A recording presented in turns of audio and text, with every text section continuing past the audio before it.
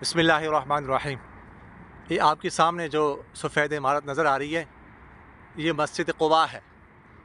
اس کے نام سے آپ حضرات واقف ہوں گے۔ یہ سرکار دو عالم صلی اللہ علیہ وسلم نے جب مدینہ منورہ ہجرت فرمائی تو یہاں پر قیام کیا تھا۔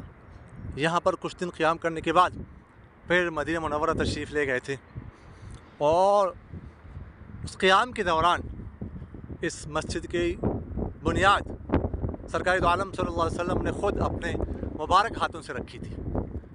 روایات میں آتا ہے کہ سرکار دو عالم صلی اللہ علیہ وسلم خود جو ہے پتھر اٹھا کر اس کی بنیاد رکھ رہے تھے، اور پتھر اٹھانے سے آپ صلی اللہ علیہ وسلم کے جسم مبارک پر گرد وغیرہ پڑتی تھی، تو آپ صلی اللہ علیہ وسلم اس کو صاف فرماتے تھے، اور صحابہ عرض کرتے تھے یا رسول اللہ ہمیں دے دیں، ہم اٹھاتے آپ آرام فرمائیں، لیکن آپ صلی اللہ علیہ وسلم فرماتے تھے نہیں، آپ دوسرا پتھر اٹھاؤ، میں بھی جو ہے نا وہ اس کی بنیاد میں شرکت کروں۔ اور ہجرت کے بعد سب سے پہلی مسجد ہے جس کی بنیاد جو ہے وہ رکھی گئی، اور آپ صلی اللہ علیہ وسلم نے یہاں پر جو ہے وہ کچھ دن قیام فرمایا۔ کتنے دن قیام فرمایا تو اس حوالے سے جو ہے وہ روایت مختلف ہیں۔ بعض حضرات تو یہ کہتے ہیں کہ سرکار دو عالم صلی اللہ علیہ وسلم سوموار کو ادھر تشریف لائیں، ظہر کے بعد منگل بدھ جمعرات یہاں قیام فرمانے کے بعد جمعے کو پھر صبح سویرے مدینہ منورہ کی طرف نکلیں۔ بعض حضرات فرماتے ہیں 22 دن قیام فرمایا، اور بعض حضرات فرماتے ہیں کہ 14 دن جو ہے وہ قیام فرمایا۔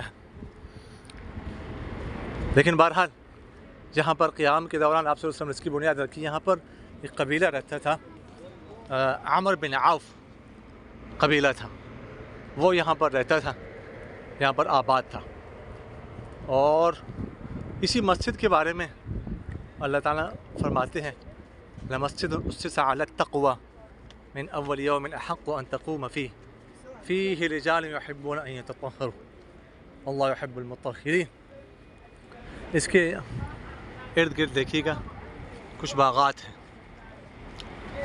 یہ سلمان فارسی رضی اللہ تعالیٰ عنہ کا باغ بھی یہاں پر ہے، جو آپ صلی اللہ علیہ وسلم نے خود اپنے مبارک ہاتھوں سے لگا کے دیا تھا، جو ان کے جو ہے نا وہ آقا نے ان سے مطالبہ کیا تھا نا، اپنی لمبی روایت ہے کہ اتنے کھجور وغیرہ آپ لگا کے دیں گے پھر آپ آزاد ہیں، مکاتبت کی تھی۔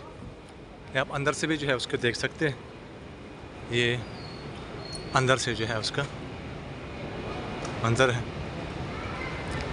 یہ ہے سامنے محراب، پارے ممبر ہے۔